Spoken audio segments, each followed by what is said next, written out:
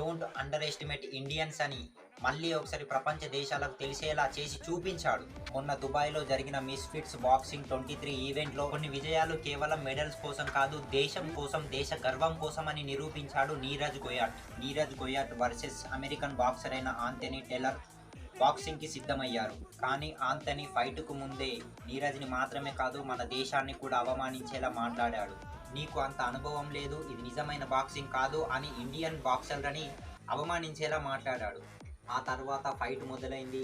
Anthony మాటలు మాట్లాడాడు, కానీ నీరజ్ చేతల్లో చూపించాడు.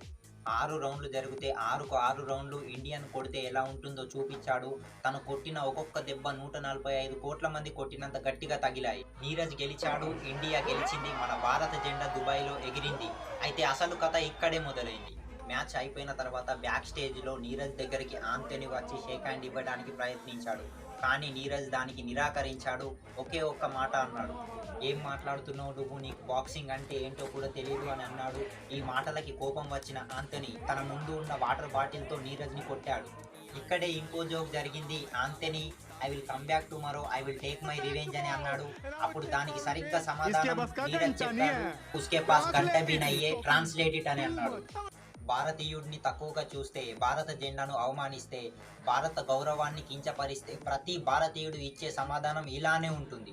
ఈ రోజు దుబాయ్లో ఒక అమెరికన్ ఓడిపోయాడు కాదు, భారత గర్వం గెలిచింది, భారత గౌరవం నిలబెట్టబడింది. ఇది నీరజ్ కథ కాదు, ప్రతి భారతీయుడు గుండె చప్పుడు.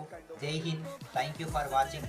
ఇలాంటి మరిన్ని వీడియోల కోసం మన ఛానల్ని సబ్స్క్రైబ్ చేయండి. ఈ వీడియోకి ఒక్క లైక్ చేయండి. भारत माता की प्रचंड बोल